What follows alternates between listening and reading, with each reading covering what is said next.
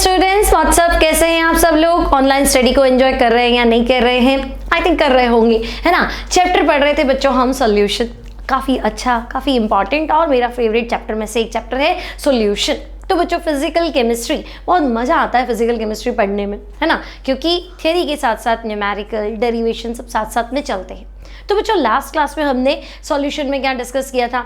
तो हमने कहा था अगर किसी सॉलिड सॉल्यूट को सॉल्वेंट में घोला जाए, है ना, अगर मैं एक सॉलिड सॉल्यूट लेके सॉल्यूशन बनाऊं तो कंसंट्रेशन को एक्सप्रेस करने के लिए मेरे पास दो मेथड है ना। मैं दो तरीके से कंसंट्रेशन को एक्सप्रेस कर सकता हूं। कैसे? तो हम कहेंगे भाई या तो वेट बाय वॉल्यूम यूनिट या फिर weight by weight unit. Weight by volume मतलब जो भी घोलना चाहते हो उसको 1 लीटर में घोल दो, और वेट बाय वेट यानी जो भी तुम डिजोल्व करना चाहते हो उसको 1 kg सॉल्वेंट में डिजोल्व करो। ठीक है, फिर मैंने तुम्हें कहा था बच्चों 1 लीटर वाटर ले लो, उसमें तुमने जो भी घोला है, मोल्स घोले हैं, ग्राम इक्विवेलेंट घोला है या जो भी डिजोल्व किया है, आफ्टर डिजोल्यूशन वॉल्यूम 1 लीटर ही रहेगा। करके भी देख सकते हो, पहले पानी 1 लीटर था, कुछ भी तुमने मिलाया सॉल्यूशन बनाया, सॉलिड सॉल्यूट की बात कर रही हो, लिक्विड की नहीं, है ना। तुम उसमें शुगर घोलो, ग्लूकोज घोलो, यूरिया घोलो, NaCl घोलो, कुछ भी घोल दो, वॉल्यूम 1 लीटर ही रहेगा। तो वॉल्यूम जो है वो सॉल्यूशन का लिखा हो चाहे सॉल्वेंट का लिखा हो, एक ही बात है। लेकिन वेट वहाँ गड़बड़ हो जाती। मैंने तुम्हें कहा 1 किलो पानी ले लो, अब इसमें सॉल्यूट को घोलो, सॉलिड सॉल्यूट। तो भाई अगर तुमने उसमें शुगर घोला, यूरिया घोला, ग्लूकोज घोला, तो अब 1 किलो पानी का रहा, 1 किलो में कुछ मिला तो वेट बढ़ गया। तो हम कहेंगे सॉल्वेंट का वेट लेते हैं वहाँ पे, और वॉल्यूम चाहे सॉल्वेंट का लो सॉल्यूशन का लो, एक ही चीज़ रहती।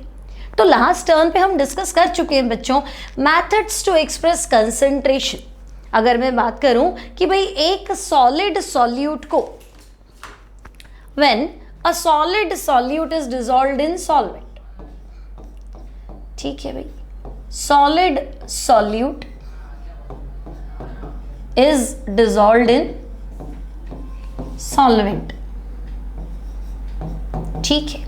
तो हमारे पास कंसंट्रेशन को एक्सप्रेस करने के दो मेथड हैं, या तो तुम चाहो तो वेट बाय वॉल्यूम यूनिट से एक्सप्रेस कर दो या फिर वेट बाय वेट यूनिट से एक्सप्रेस कर दो। अब वेट बाय वॉल्यूम, तो बच्चों अगर 1 लीटर में मोल्स घोलोगे तो it will be molarity, gram equivalents घोलोगे तो नॉर्मेलिटी, और फॉर्मूला मास के बराबर मास घोल दोगे तो formality. If we are dissolving 1 mole per kg, 1 kilo में अगर आप मोल्स डिसॉल्व कर रहे हो then it will be molality, mass percent, ठीक है।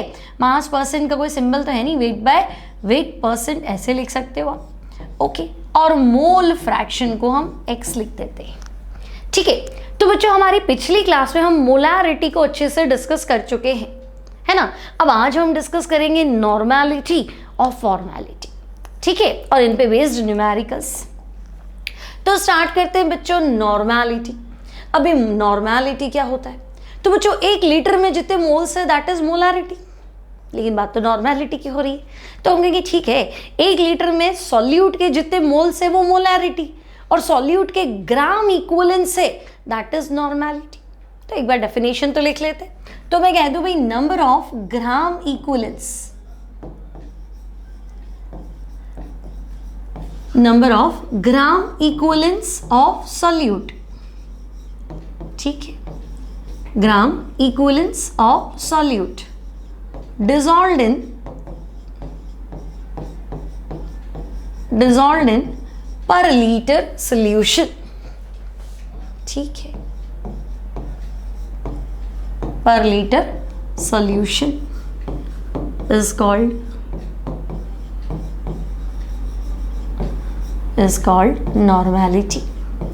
भाई 1 लीटर सॉल्यूशन में सॉल्यूट के कितने ग्राम इक्विवेलेंस है दैट इज नॉर्मेलिटी, ओके। तो बच्चों नॉर्मेलिटी इक्वल्स टू, तो हम कहेंगे ग्राम इक्विवेलेंस ऑफ सॉल्यूट,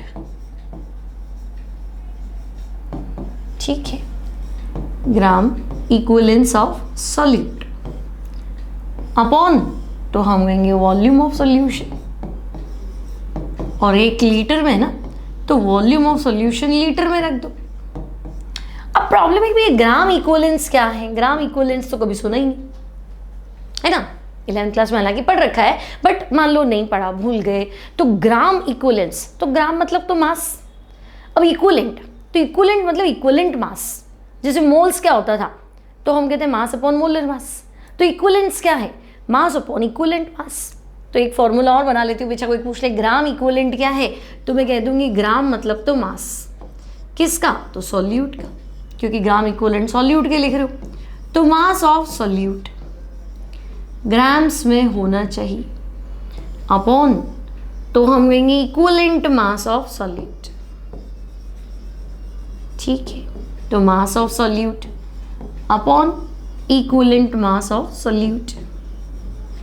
ठीक है, इनटू, तो हम कहेंगे 1 अपॉन वॉल्यूम ऑफ सॉल्यूशन, और वॉल्यूम ऑफ सॉल्यूशन लीटर में होना चाहिए।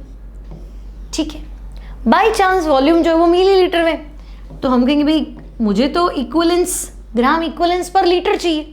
अगर आपके पास वॉल्यूम ऑफ सॉल्यूशन मिलीलीटर है तो उसको 1000 से डिवाइड करो, तो बच्चों 1000 ऊपर ले लो, तो ये हो जाएगा normality, mass of solute upon gram equivalents of solute into 1000 upon volume. अब प्रॉब्लम आता है कि भाई ये इक्विलेंट मास हम कैसे निकालेंगे, हमें इक्विलेंट मास निकालना नहीं आता। तो बच्चों कुछ नहीं करना है, इक्विलेंट मास, तो आपको इक्विलेंट मास किसका निकालना पड़ेगा, तो हम कहेंगे या तो एसिड का, बेस का, या सॉल्ट का। 3 चीजें ही हैं कोर्स में। वैसे तो रिडॉक्स रिएक्शन में भी सीखा होगा इक्विलेंट मास निकालना, है ना, molar mass upon change in oxidation state. तो हम यहाँ सॉल्यूशन की बात कर रहे हैं, तो हमारे पास 3 चीजें मिलेंगी, या तो एसिड होगा, बेस होगा, या कोई सिंपल सॉल्ट का सॉल्यूशन होगा। तो अगर मैं तुम्हें कहूँ कि भाई तुम एसिड का इक्विलेंट मास निकाल लो, ठीक है, तो बच्चों एसिड का इक्विलेंट मास कैसे निकालेंगे, तो हम कहेंगे molar mass upon number of H plus ions given by acid. ठीक है, अगर मैं तुम्हें कहूं कि भाई किसी एसिड का इक्विवेलेंट वेट निकालो, इक्विवेलेंट मास इक्विवेलेंट वेट एक ही है, तो तुम कहोगे इक्विवेलेंट वेट कैसे निकालेंगे, मॉलिक्यूलर वेट डिवाइडेड बाय वो एसिड कितने HIN देता है।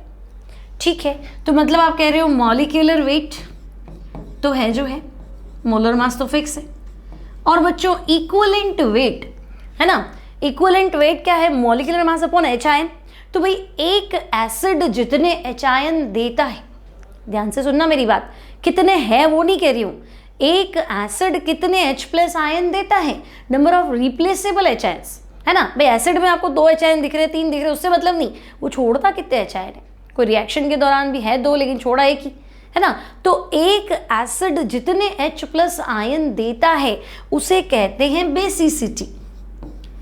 तो बच्चों एसिड है तो बेसिसिटी, तो आप ऐसा कह सकते हैं कि भाई इक्विवेलेंट मास निकालना है तो मॉलिक्यूलर मास अपॉन बेसिसिटी। तो ये तो एसिड का हो गया।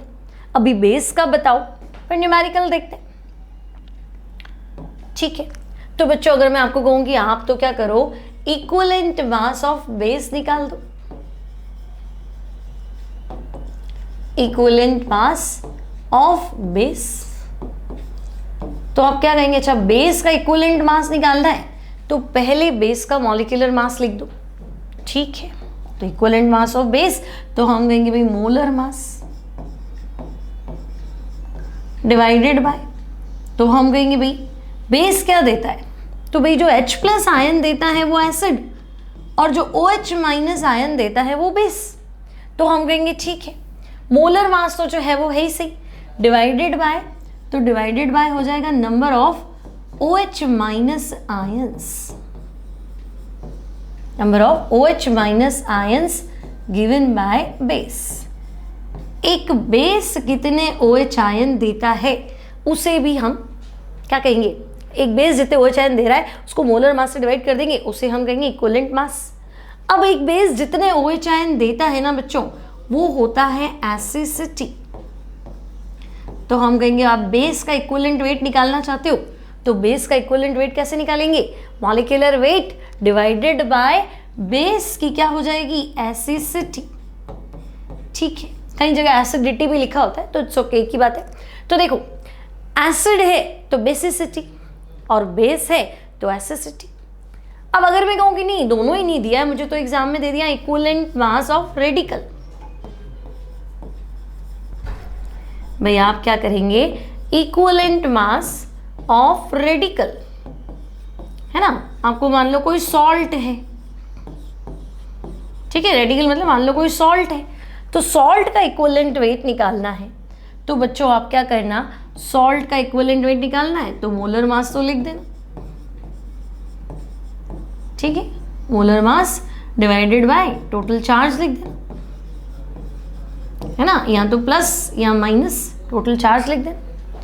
तो मॉलिक्यूलर वेट या रेडिकल है तो एटॉमिक मास जो भी उसका है, और डिवाइडेड बाय क्या हो जाएगा, चार्ज, या तो पॉजिटिव आयन का चार्ज या नेगेटिव, मतलब प्लस कितना है या माइनस कितना है, ओवरऑल तो न्यूट्रल ही होना है, ठीक है। तो ये कुछ फॉर्मूले हैं इक्विवेलेंट वेट निकालने के। अब मान लो मैं आपसे कहूँ कि नहीं कुछ फाइंड करके दिखाओ, तो मान लो बच्चों मैं आपसे कहूँ कि भाई इक्विवेलेंट मास ऑफ HNO3 निकाल लो, ठीक है। तो हम कहेंगे अच्छा भाई HNO3 का इक्विवेलेंट मास निकालना है तो मोलर मास, फॉर्मूला क्या है, तो हम कहेंगे मोलर मास, और HNO3 क्या है बच्चों, एसिड, तो इसकी बेसिसिटी, ठीक है। अब HNO3 का मोलर मास, तो बच्चों हाइड्रोजन का तो होता है 1, नाइट्रोजन का 14, ऑक्सीजन का 16 × 3 डिवाइडेड बाय बेसिसिटी, तो HNO3 एक ही H आयन देगा तो एक ही दे लो, तो हम कहेंगे 63/1 यानी कि 63, ठीक है। किसी और का तो चलो हम कोई क्वेश्चन कर लेते हैं, उसमें हो जाएगा। तो यहाँ तक तो कोई दिक्कत नहीं बच्चों कि अगर मैं तुम्हें कहूँ कि नॉर्मेलिटी क्या है, तो हम कहेंगे भाई मोलैरिटी था moles per litre, moles of solute dissolved in per litre solution. Similarly normality क्या है, तो number of gram equivalents of solute dissolved in per litre solution, तो gram equivalents upon volume of solution. अब gram equivalent क्या है, तो gram मतलब तो मास, वेट, और इक्विवेलेंट मतलब इक्विवेलेंट मास, और वॉल्यूम मान लो मिलीलीटर में तो 1000 से डिवाइड कर दो तो 1000 ऊपर आ गया, तो इक्विवेलेंट मास आपको पता चल गया। अब मैं कहूँगी इक्विवेलेंट मास अलग अलग फाइंड करना है, तो हम कहेंगे भाई 3 केस है, एसिड है, बेस है और सॉल्ट है। एसिड का इक्विवेलेंट मास निकालो तो हम कहेंगे मोलर मास, एसिड क्या देगा, H आयन, तो एक एसिड जितने H आयन देता है उससे डिवाइड कर दो, मतलब एसिड की बेसिसिटी से डिवाइड कर दो। सिमिलरली अगर मैं कहूँ बेस का इक्विवेलेंट वेट निकालो, तो बच्चों बेस का मॉलिक्यूलर वेट अपॉन बेस कितने OH माइनस दे रहा है। अब एक बेस कितने OH माइनस देता है उसे एसिडिटी बोलते हैं, और कोई रेडिकल का है, सॉल्ट का है, तो जो भी उसका मोलर मास आपको दिया हुआ है टोटल चार्ज से डिवाइड कर दो, ठीक है। अब एक क्वेश्चन कर लेते हैं बच्चों। मान लो वैसे तो देखो एनसीईआरटी में नॉर्मेलिटी निकालने पे कोई क्वेश्चन नहीं है, ठीक है, बट थोड़ा आइडिया आपको होना चाहिए, है ना। तो क्वेश्चन लिख लिया है बच्चों, find the mass of H2SO4 in 150 ml of N/7 H2SO4 solution. तो बच्चों आपको एक H2SO4 सॉल्यूशन का वॉल्यूम दिया है, कितना है, तो हम कहेंगे 150 ml। तो सबसे पहले हम लिख देते हैं वॉल्यूम ऑफ H2SO4 सॉल्यूशन, ठीक है भाई।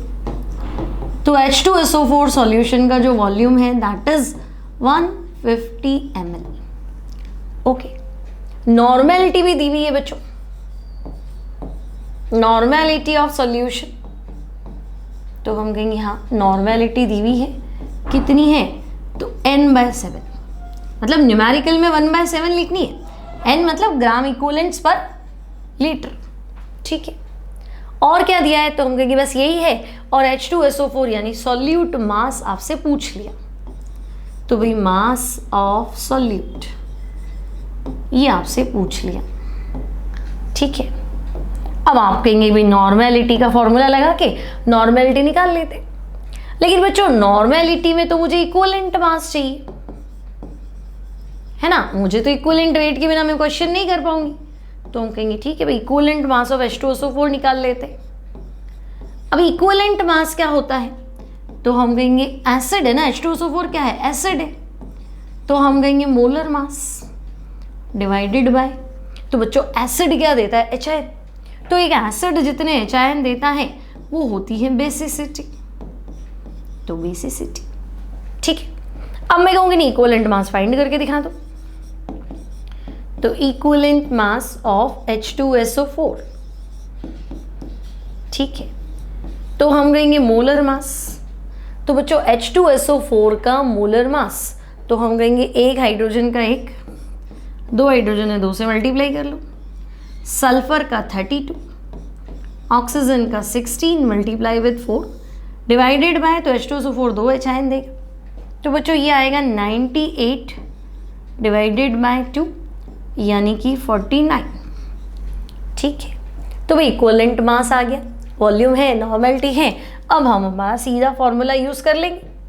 तो नॉर्मेलिटी का फॉर्मूला तो आपको याद है, हम कहेंगे नॉर्मेलिटी का फॉर्मूला था सॉल्यूट का मास अपॉन इक्विवेलेंट मास, ठीक है। Solute mass upon equivalent mass, solute का इनटू 1000 अपॉन वॉल्यूम, अगर वॉल्यूम मिलीलीटर में हो तो ठीक है, volume of solution in millilitre. Okay, अब नॉर्मेलिटी की जगह पे तो मुझे रखना है 1/7, सॉल्यूट मास मुझे फाइंड करना है, इक्विवेलेंट मास तो भाई मोलर मास तो 98 आया था, इक्विवेलेंट मास कितना है तो हम कहेंगे 49।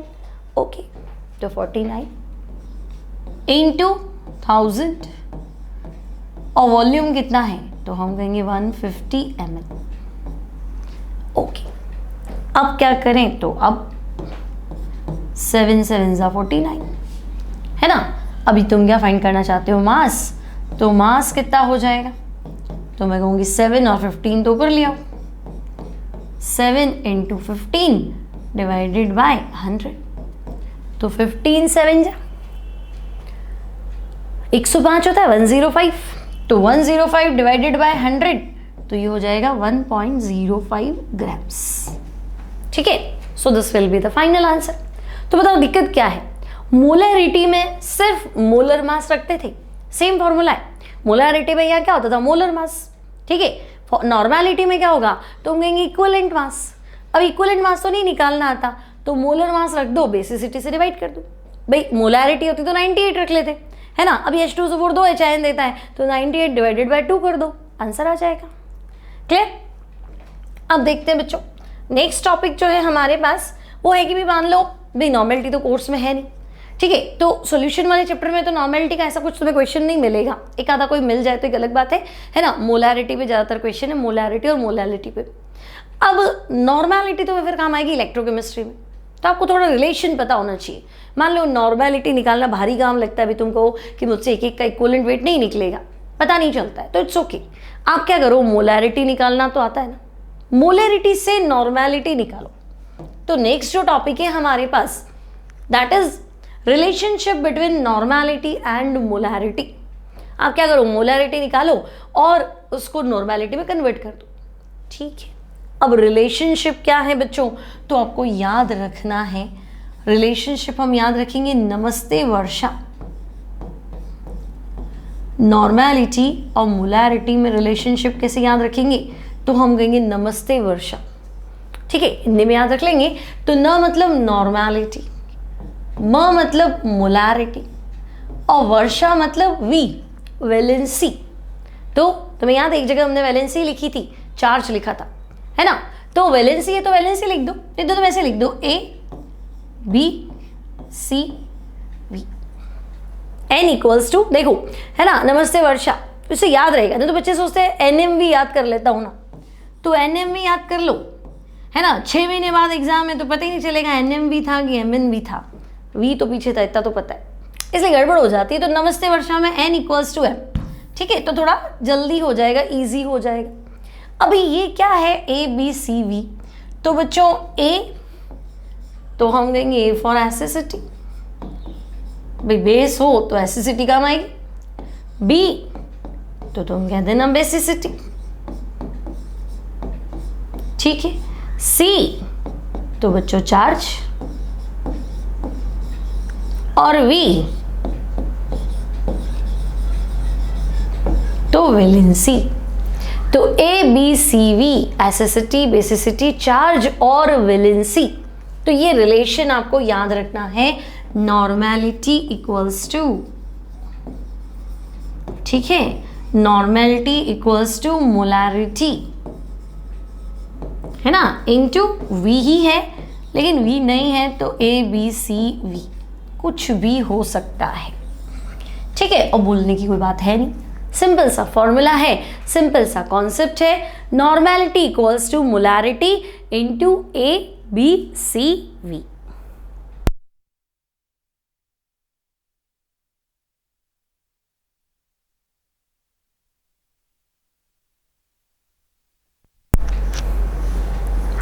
अब बच्चों नेक्स्ट टॉपिक देखते हैं। नेक्स्ट टॉपिक क्या है, तो अब हम क्या करेंगे, नॉर्मेलिटी के लिए डायरेक्ट रिलेशन यूज कर लेंगे। मोलैरिटी फाइंड करना हमें आता है और हम नॉर्मेलिटी फाइंड कर लेंगे। तो बच्चों हमारा नेक्स्ट क्वेश्चन है find normality of 2MH3PO4 solution. तो बच्चों H3PO4 क्या है, तो हम कहेंगे ये है फॉस्फोरिक एसिड, ठीक है। पहले तो नाम तो बताओ हमें, तो हम कहेंगे हाँ भाई ठीक है, H3PO4 मतलब फॉस्फोरिक एसिड। अब देख के ऐसा लग रहा है कि ये 3 H आयन देना चाहिए, है ना। H3PO4 तो हमें देख के लगा 3 H आयन दे सकता है, 3 H आयन पड़े, सही भी है, ठीक है। फिर भी अगर तुम्हें थोड़ा डाउट हो तो तुम क्या कहना, इनका स्ट्रक्चर देख लेना भाई। H3PO4 देखो, आगे P ब्लॉक में क्वेश्चन भी है बच्चों, काम भी आएगा। फॉस्फोरस का कोई भी एसिड बनाएंगे तो P डबल बॉन्ड O तो बना दीजिए, फॉस्फोरिक एसिड है ना, फॉस्फोरस का ऑक्सी एसिड है, तो P double bond O compulsory है, ये तो आपको बनाना ही है। अब आपने P डबल बॉन्ड O बना दिया, अब जितने OH बन सकते हैं वो लगा दो। तो मैं कहूँगी अभी भी मेरे पास 3 ऑक्सीजन और 3 हाइड्रोजन पड़े हैं। तो बच्चों ये इसका एसिड का स्ट्रक्चर है, H3PO4। समझे मेरी बात, H3PO4 का नाम क्या है, फॉस्फोरिक एसिड। देख के तो लगा था 3 H आयन देता है, सही भी है, 3 H आयन ही देता है, ठीक है। लेकिन स्ट्रक्चर आपको आइडिया होना चाहिए, क्योंकि स्ट्रक्चर अभी आगे देखेंगे तो परेशान करेगा। तो देखो स्ट्रक्चर में P double bond O compulsory है, तो P डबल बॉन्ड O तो बना दो। अभी देख लो कितने OH है, तो बच्चों तुम्हें दिखेंगे 3 OH है, तो बेसिसिटी ये कितने H आयन दे रहा है, तो हम कहेंगे इसकी बेसिसिटी 3 है, तो 3 लिख दिया, ओके। अब क्या करें, तो बच्चों अब सीधा सीधा फॉर्मूला लगाएंगे। फॉर्मूला क्या था, normality equals to molarity into acid है ना आपके पास, एसिड की क्या होती है, बेसिसिटी, तो हम कहेंगे normality equals to molarity into basicity, ठीक है। तो बच्चों नॉर्मेलिटी इक्वल्स टू मोलैरिटी कितनी है, तो मैं कह दूंगी 2, बेसिसिटी फॉस्फोरिक एसिड कितने H आयन देगा, तो मैं कहूँगी देख के तो लग रहा है 3 H आयन देगा, तो हम कहेंगे भाई 3। तो अगर इसकी मोलैरिटी 2 है तो नॉर्मेलिटी हो जाएगी 6, ठीक है। तो ये हो जाएगा 6 normal phosphoric acid, clear. 2 molar phosphoric acid जो है वो 6 नॉर्मल फॉस्फोरिक एसिड के बराबर होता है, क्लियर, कोई डाउट नहीं। नॉर्मलिटी वैसे इंपॉर्टेंट कॉन्सेप्ट है बच्चों, अगर आप नीट की तैयारी कर रहे हैं, जेई की तैयारी कर रहे हैं, है ना, या आप है ना रेडॉक्स के कुछ क्वेश्चन सॉल्व करने वाले हैं, या एसिड बेस के कुछ क्वेश्चन सॉल्व करेंगे, ठीक है, मोल कॉन्सेप्ट से रिलेटेड सब मिक्स होकर आता है, तो वहाँ बार बार नॉर्मेलिटी से करना। नॉर्मेलिटी से क्या होता है, क्वेश्चन गलत होने का चांस कम होता है, क्योंकि मोलैरिटी में आपको पूरी इक्वेशन बैलेंस करनी पड़ती, उसमें आपका टाइम जाता है। लेकिन नॉर्मेलिटी में इक्वेशन बैलेंस करने का झंझट नहीं, आपने नॉर्मेलिटी से क्वेश्चन कर दिया तो फाइनल आंसर ठीक है ना। लेकिन मोलैरिटी में आपको पूरे मोल्स वगैरह पूरा एक स्टोइकियोमेट्रिक कोफिशिएंट के साथ पूरी बैलेंस्ड इक्वेशन चाहिए, यहाँ पे ऐसा झंझट नहीं है, तो आपको आना चाहिए नॉर्मेलिटी, काम आएगा आगे, ठीक है। तो हम कहेंगे यहाँ तो सिंपल लग रहा है। अभी यहाँ देखो बच्चों 90% बच्चे यहाँ गलती कर लेते हैं, फाइंड नॉर्मेलिटी ऑफ 3MH3PO3। तो भाई H3PO3 पहली बात क्या है, H3PO3, तो बच्चों हम कहेंगे H3PO3 जो है दैट इज फॉस्फोरस एसिड, ठीक है भाई।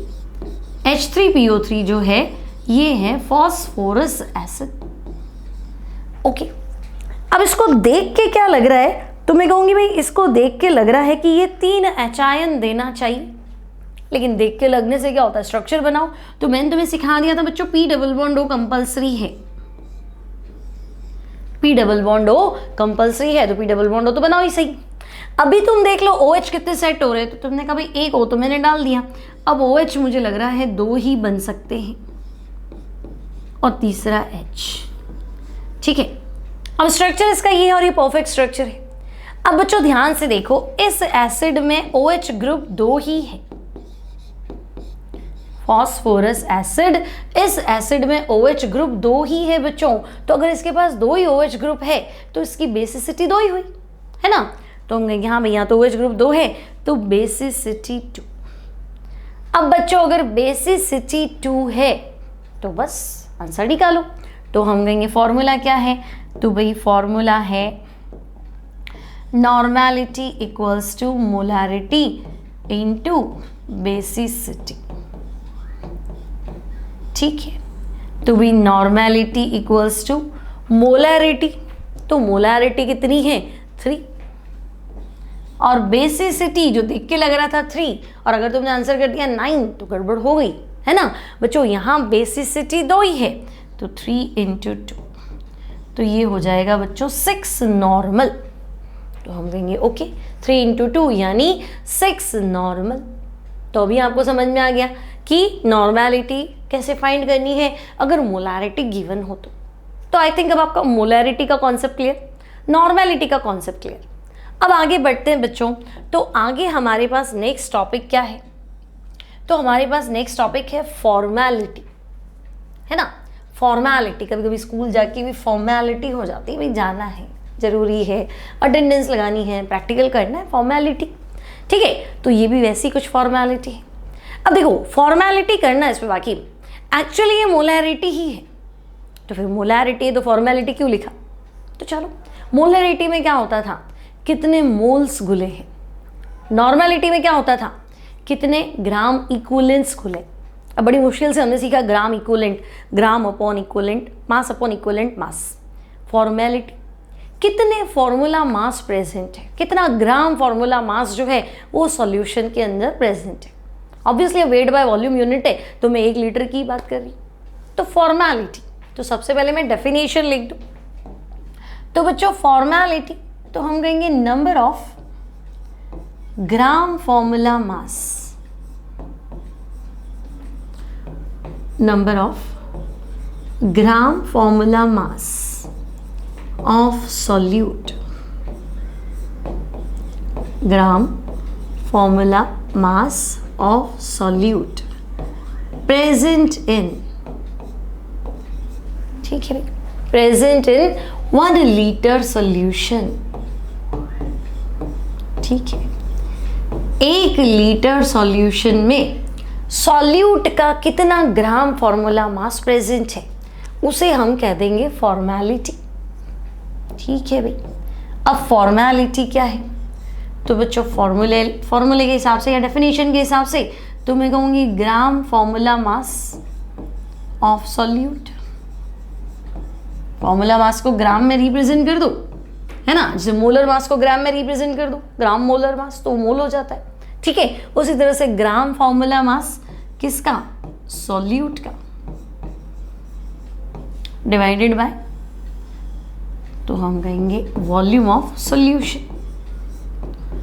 ठीक है, और सॉल्यूशन का जो वॉल्यूम है बच्चों that should be in litre. ठीक है, तो भाई 1 लीटर सॉल्यूशन में सॉल्यूट का कितना ग्राम फॉर्मूला मास है दैट इज फॉर्मेलिटी। अब प्रॉब्लम क्या है कि भाई ग्राम फॉर्मूला मास कैसे निकाले, तो ग्राम इक्विवेलेंट्स क्या था, तो ग्राम मतलब मास अपॉन इक्विवेलेंट मास, तो ग्राम फॉर्मूला मास क्या है, तो ग्राम अपॉन फॉर्मूला मास, ग्राम मतलब मास। ठीक है, किसका, तो हम कहेंगे सॉल्यूट का।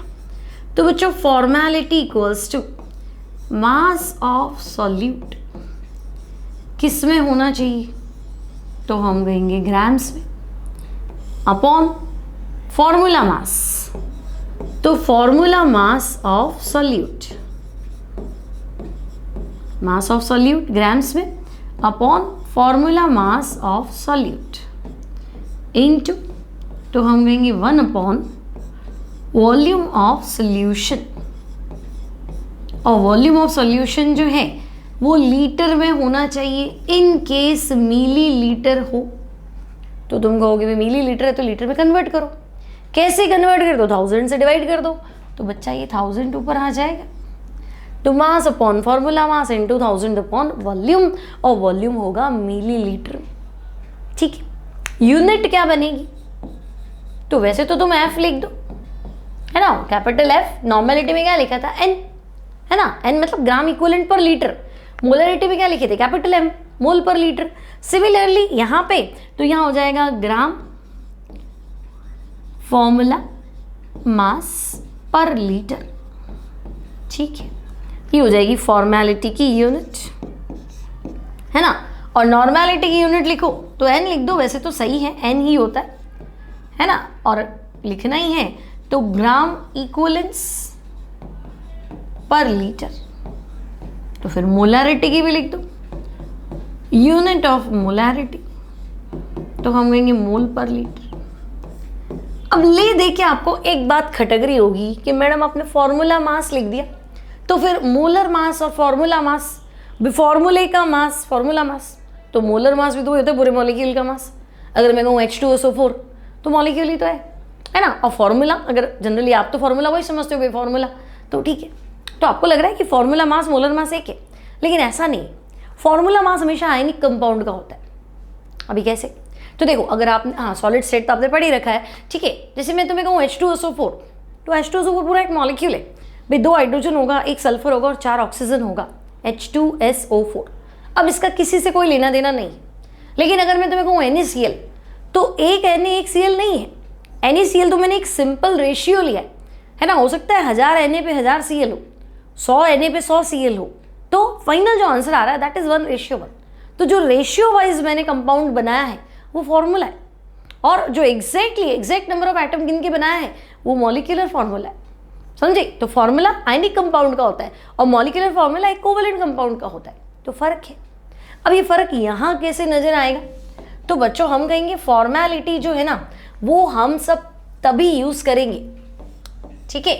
कब यूज करेंगे भी फॉर्मेलिटी? हमें कैसे पता चलेगा अभी फॉर्मूला मास क्या है, मोलर मास क्या है?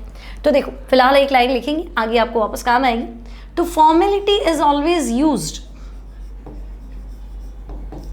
Formality is always used in case of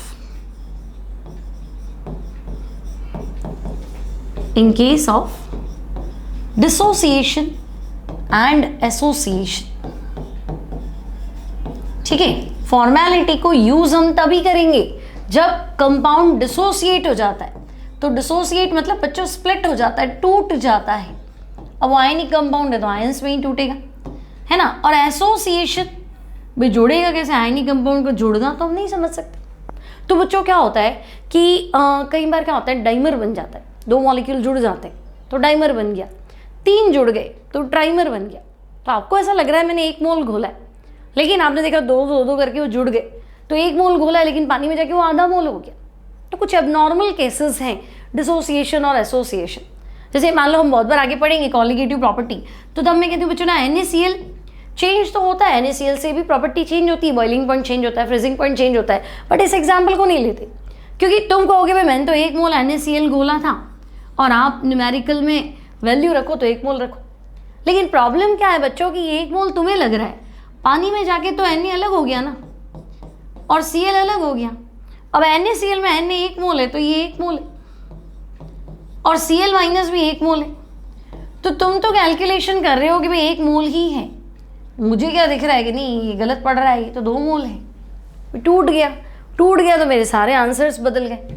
तो फिर यहाँ मोल ही बदल गए ना, तो उस केस में नॉर्मेलिटी मोलैरिटी नहीं, वहाँ क्या काम आती है? फॉर्मेलिटी। ठीक है, फॉर एग्जाम्पल देखो, जितने भी कार्बोक्सिलिक एसिड है, या मैं मान लो ले लेती हूँ, मान लो एसिटिक एसिड है, ठीक है। तो बच्चों एसिटिक एसिड जो है अगर मैं इसको बेंजीन में डाल दूँ, acetic acid forms dimer, acetic acid forms dimer in solvent benzene। ठीक है ना। अगर मैं एसिटिक एसिड को बेंजीन में रख दूं तो मैं क्या देखूंगी भाई, एसिटिक एसिड जो है वो डाइमर बनाता है। डाइमर मतलब कॉम्बिनेशन ऑफ 2, डाई यानी 2, है ना। पॉलीमर मतलब बहुत सारे, तो डाइमर मतलब दो जने जुड़ जाते। अभी कैसे जुड़ते, तो देखो मैंने बना लिया एक acetic acid CH3 C double bond OH, ठीक है। और मैं कहती हूँ एक और एसिटिक एसिड ले लो, तो ले लो CH3 C double bond O और OH, ठीक है। अब बच्चों एक एसिटिक एसिड और दूसरा एसिटिक एसिड, अब ये ऑक्सीजन पार्शियली नेगेटिव, ये हाइड्रोजन पार्शियली पॉजिटिव, और इन दोनों में होता है हाइड्रोजन बॉन्ड। अब वैसे कि वैसे यहाँ पे भी ये पॉजिटिव, ये नेगेटिव, और इन दोनों में भी क्या होता है, हाइड्रोजन बॉन्ड। कौन सा हाइड्रोजन बॉन्ड, तो हम कहेंगे भाई इंटरमॉलिक्यूलर हाइड्रोजन बॉन्ड, ठीक है। तो इंटरमॉलिक्यूलर हाइड्रोजन बॉन्ड। अब बच्चों अगर आप कुछ सोचेंगे कि अगर मैं एक ही एसिटिक एसिड की बात करूं, तो बच्चों एक एसिटिक एसिड का मोलर मास निकाल लो, molar mass of acetic acid. तो बच्चों एसिटिक एसिड का मोलर मास CH3COOH है ना, तो हम कहेंगे हाँ एसिटिक एसिड CH3COOH है, ठीक है। मॉलिक्यूलर मास निकालो, तो भी कार्बन का 12, एक हाइड्रोजन का 1, 3 हाइड्रोजन का 3, फिर कार्बन का 12, ऑक्सीजन का 16 इंटू 2 + 1। तो बच्चों मॉलिक्यूलर वेट आएगा 60, मॉलिक्यूलर मास कितना आएगा 60। अब यहाँ देखो तुम डाइमर बन गया है ना, दो जने जुड़ गए ना हाइड्रोजन बॉन्ड के थ्रू, क्या हुआ बच्चों, तो हम कहेंगे भाई ये दो जने जुड़ गए ना, मतलब ये डाइमर बन चुका है, ठीक है भाई। Dimer formation, combination of 2। अब बच्चों इस डाइमर के चक्कर में मॉलिक्यूलर मास तो डबल हो गया है ना भाई, मैंने तो 1 मोल डाला था, पानी में जाके दो जने जुड़ गए, तो ये फॉर्मूला तो बदल गया। अब मैं कहूँगी नहीं मोलर मास मत बताओ मुझे, तो तुम बेंजीन सॉल्वेंट के अंदर एसिडिक एसिड का फॉर्मूला मास बताओ, तो तुम कहोगे फॉर्मूला मास तो मोलर मास इंटू 2 करना पड़ेगा, क्योंकि डाइमर हो गया, दो जने जुड़ गए, ट्राइमर होता तो 3 से मल्टीप्लाई कर लेते। तो तुम कहोगे कि भाई अगर मैं यहाँ पे 60 इंटू 2 करूँ तो ये तो 120 आएगा, तो बिल्कुल आएगा, समझे ना मेरी बात। तो अगर मैं तुम्हें कहूँ कि भाई एसिटिक एसिड मैंने घोला है, मोलैरिटी निकालो, तो तुम मोलर मास रखोगे एंड दैट विल बी 60। लेकिन मैं तुम्हें कहूँगी नहीं एसिटिक एसिड मैंने बेंजीन में घोला है लेकिन वो तो डाइमर बना रहा है, फॉर्मेलिटी निकालो, तो डाइमर आते ही तुम्हारे दिमाग में क्लिक करना चाहिए कि भाई डाइमर आते ही फॉर्मूला मास डबल हो जाएगा, 2 से मल्टीप्लाई करना पड़ेगा, तो 60 के प्लेस पे तुम्हें रखना पड़ेगा बच्चों 120। समझे ना क्यों, तो हम कहेंगे हाँ भाई अब तो क्लियर है फॉर्मेलिटी कब काम में लेनी है ना, वाकई में फॉर्मेलिटी नहीं कर रहा है तो गड़बड़ हो गई मिलती, ठीक है। तो फॉर्मेलिटी कहाँ यूज होगी समझ में आ गया। अगर एग्जामिनर बोले भाई ये डाइमर बना रहा है, ये ट्राइमर बना रहा है, ये टूट रहा है, भाई टूट रहा है तो अलग कर दो ना, जो जिसमें है जिसकी फॉर्मेलिटी पूछी उसका निकाल दो, ठीक है। तो थोड़ा सा आपको ध्यान रखना है। अब मान लो एक प्रॉब्लम कर लेते हैं फॉर्मेलिटी पे बेस्ड। तो देखो बच्चों क्वेश्चन है तुम्हारे पास 1.22 grams of benzoic acid dissolved in 100 ml benzene. If it forms dimer, find formality। ठीक है, फॉर्मेलिटी पूछा है तो मुझे पता है फॉर्मूला मास चाहिए। तो सबसे पहले मैं देखती हूँ बेंजोइक एसिड यानी कि सॉल्यूट कितना है, तो 1.22 ग्राम। तो सबसे पहले लिख लेते हैं बच्चों मास of solute.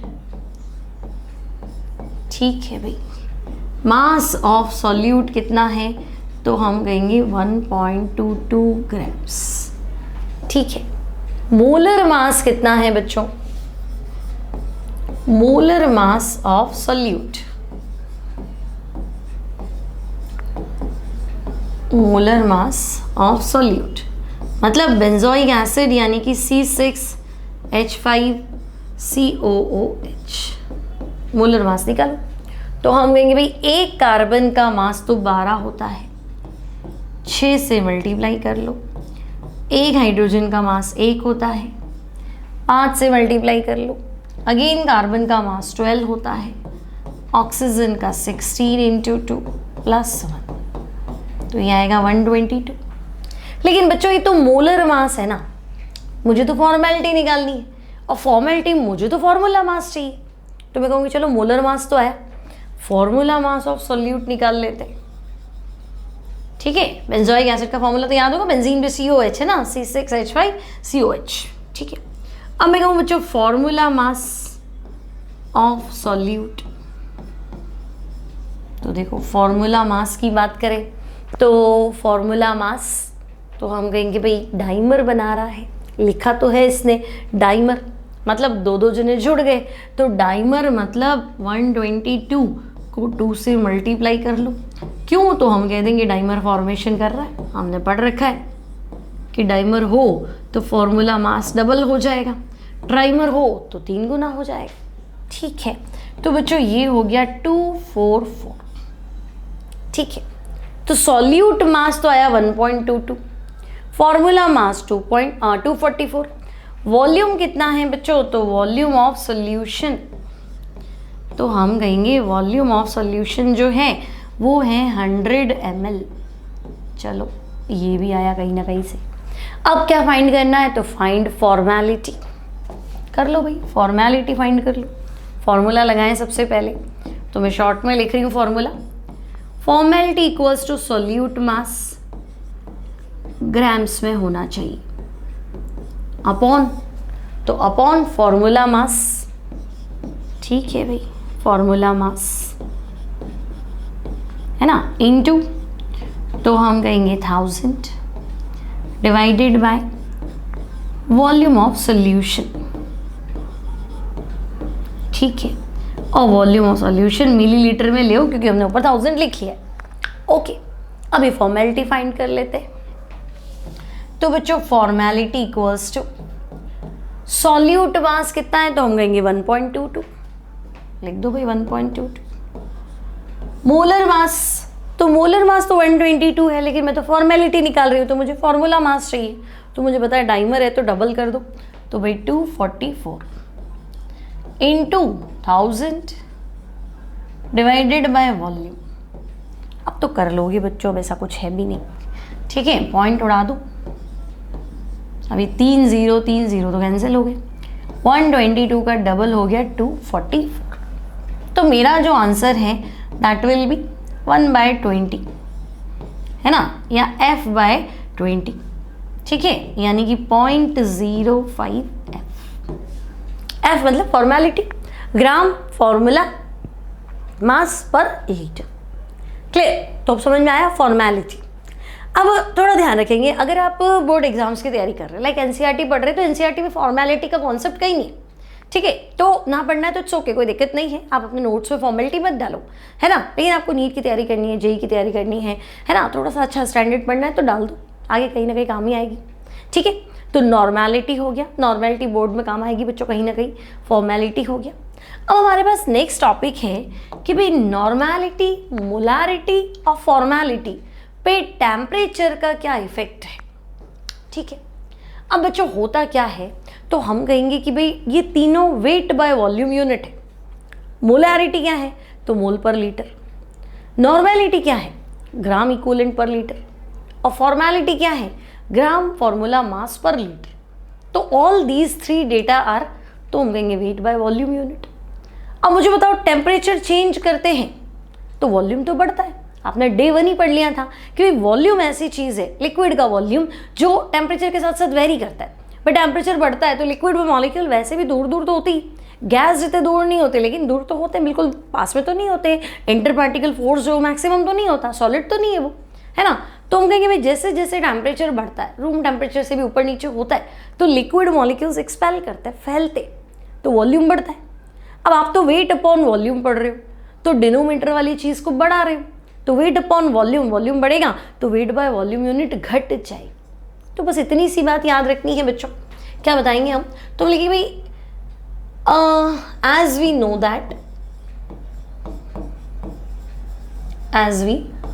That molarity, normality and formality, तीनों डेटा की अगर हम बात करें, है ना, ऑल 3 डेटा क्या है? तो बच्चों ये वेट बाय वॉल्यूम यूनिट्स है। नॉर्मेलिटी, मोलारिटी और फॉर्मेलिटी, तीनों के तीनों क्या है बच्चों? तो हम कहेंगे भाई ये तो वेट बाय वॉल्यूम यूनिट है। ठीक है, अब तो बच्चों ऑन इंक्रीजिंग टेम्परेचर,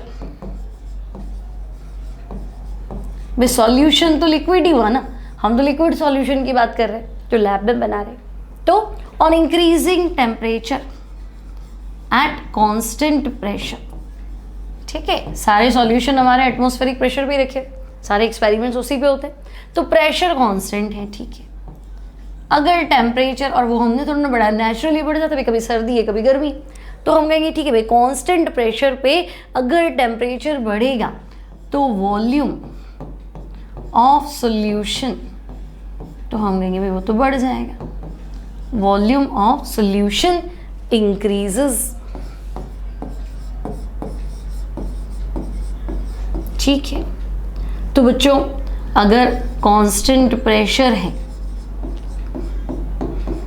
ना, अगर प्रेशर कांस्टेंट है तो हम कहेंगे वॉल्यूम और टेम्परेचर तो फिर डायरेक्टली प्रोपोर्शनल हो गए, तो सारी गड़बड़ी ही होगी। अब बच्चों अगर वॉल्यूम बढ़ेगा तो हम कहेंगे सो वेट बाय वॉल्यूम यूनिट, है ना। अगर डिनोमिनेटर में v बढ़ गया भाई तो वेट बाय वॉल्यूम तो घट जाएगा ना, तो वेट बाय वॉल्यूम यूनिट क्या हो जाएगी, तो हम कहेंगे ये तो डिक्रीज होगी। तो अगर टेम्परेचर बढ़ा तो वेट बाय वॉल्यूम यूनिट क्या हो जाएगी बच्चों, तो weight by volume unit decreases. तो मैं मान लूं कि भाई on increasing temperature, on increasing temperature अगर आपसे पूछे तो आप कहेंगे कि अगर टेम्परेचर बढ़ गया तो भाई मोलैरिटी हो या नॉर्मैलिटी हो या फॉर्मेलिटी हो, सबकी वैल्यू क्या हो जाएगी, तो डिक्रीज हो जाएगी। तो बच्चों ये क्वेश्चन नीट में भी आ चुका है, बोर्ड एग्जाम्स में भी आ चुका है, चाहे आपका स्टेट बोर्ड हो चाहे सीबीएसई बोर्ड, आपको ये क्वेश्चन हर जगह मिल जाएगा। अच्छा क्वेश्चन है, इंपॉर्टेंट क्वेश्चन। तो weight by volume unit temperature से अफेक्ट होती है, ठीक है। तो आज के लेक्चर में हमने डिस्कस कर लिया, क्या क्या डिस्कस कर लिया, तो हम कहेंगे भाई नॉर्मैलिटी, फॉर्मेलिटी और मोलैरिटी, नॉर्मैलिटी, फॉर्मेलिटी पे टेम्परेचर का इफेक्ट, और इंपॉर्टेंट चीज़ मोलैरिटी और नॉर्मैलिटी में रिलेशन, ठीक है। तो शुरू का आपका अगर ये कॉन्सेप्ट क्लियर है तो आगे न्यूमेरिकल करना आपके लिए ईजी हो जाएगा। पूरा चैप्टर न्यूमेरिकल बेस्ड है बच्चों, फिजिकल केमिस्ट्री पूरी न्यूमेरिकल पे रहती है, ठीक है। तो आई थिंक लेक्चर अगर अच्छा लग गया होगा, है ना, बहुत धीरे पढ़ाया है, बहुत आराम से पढ़ाया है, और अगर आपको थोड़ा धीरे लगे तो स्पीड बढ़ा के देख लेना, फास्ट लगे तो स्पीड कम करके देख लेना, सब कुछ आपके हाथ में है ना। तो अगर लेक्चर अच्छा लगे तो प्लीज़ लाइक करेंगे, फ्रेंड्स के साथ शेयर करेंगी, और अब तक अगर चैनल को सब्सक्राइब नहीं किया है तो सब्सक्राइब करेंगे। मिलेंगे अगली क्लास में अगले टॉपिक के साथ। Till then take care and good bye.